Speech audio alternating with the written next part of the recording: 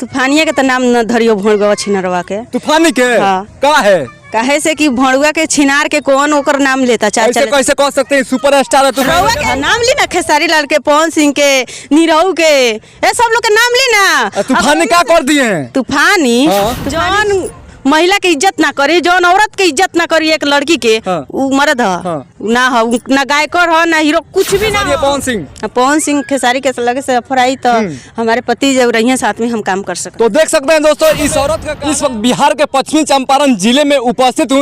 ये चेहरा देख रहे हैं जो काफी सोशल मीडिया पे वायरल है। ये कोई परिचय के मोहताज नहीं है, काफी सोशल मीडिया पे आप लोग देखे होंगे, इनसे काफी रील बनाती है। तो आइए इनसे खास बातचीत करते हैं, इनके बारे में आप लोग को बताते हैं। सबसे पहले मेरे चैनल में बहुत बहुत स्वागत है आपका। धन्यवाद। जितना लोग चैनल के माध्यम से देखते हैं सबको के हाथ जोड़ के प्रणाम बा। क्या नाम पड़ेगा आपका? चांदनी देवी। चांदनी देवी, ये बताइए, आप काफी सोशल मीडिया पे वायरल है। हाँ। वायरल है। हाँ। अच्छा, मान के चलिए खेसारी लाल यादव या पवन सिंह या तूफानी के यहाँ से ऑफर आता है एल्बम या फिल्म में काम करने के लिए, तो किनके साथ में काम करना पसंद करोगी आप?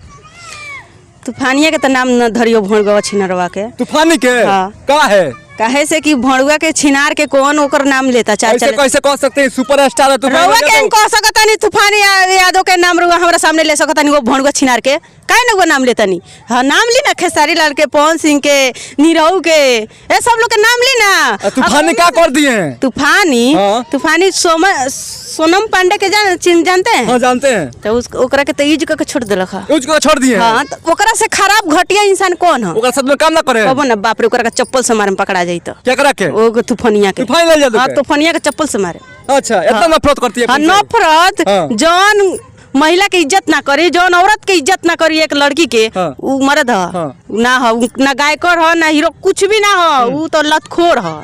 अच्छा, आप कैसे कह सकती है एक उनके साथ में गलत कही है?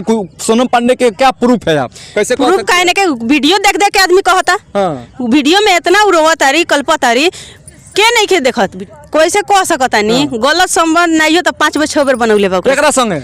ये सोनम पांडे के संगे। सोनम पांडे के संगे? हाँ। इसलिए आप उसके साथ में काम करना पसंद नहीं करोगी? ना, ना, ना। खेसारी या पवन सिंह? पवन सिंह खेसारी के लगे से ऑफर आई तो हमारे पति जब रही साथ में हम काम कर सकते। तो देख सकते हैं दोस्तों, इस औरत का कहना है, और खेसारी लाल यादव या पवन सिंह के यहाँ से ऑफर आता है फिल्म में, एल्बम में काम करने के लिए, तो हम काम करेंगे। मगर तूफानिया अगर कहेगा तो उनके साथ में काम करना पसंद नहीं करेंगे। काहे नहीं कीजिएगा जी? तो काफी वायरल है। भोड़ुआ छिनार बा, ओकर नाम मत धरी तूफानिया के। हाँ। हाँ, ओकरा से नफरत बहुत ज्यादा हमने नफरत करे नहीं, बहुत ज्यादा नफरत। सोशल मीडिया पर तो सब कचड़ाई का रख देलक। ओकरा जैसन तो घटिया इंसान कोनो नहीं खे। तूफानी लाल यादव? हाँ, तूफानी लाल यादव। अच्छा। बहुत इतना गलत इंसान बा, इतना गलत इंसान कि मत पूछी। हमने के पास अगर आ जाए ना कहे तो ओकरा चप्पले मारे में सब।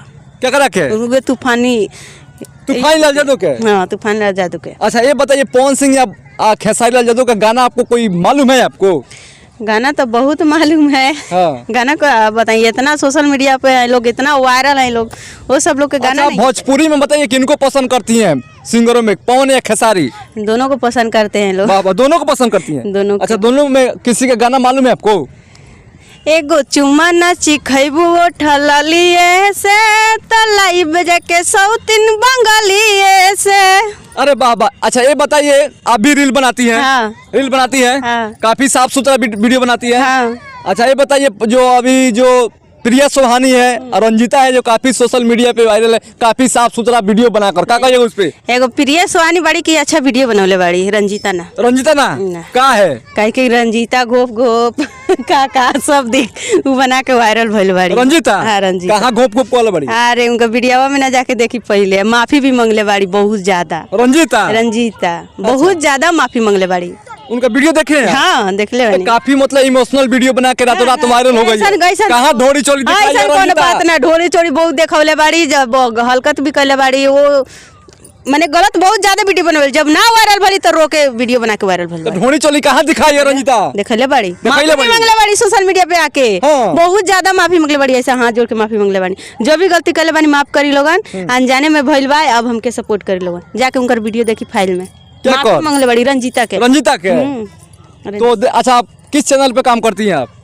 चांदनी देवी यूट्यूब चैनल बा, फेसबुक बा कृष्णा कुमार राज, और यही बा मतलब कि।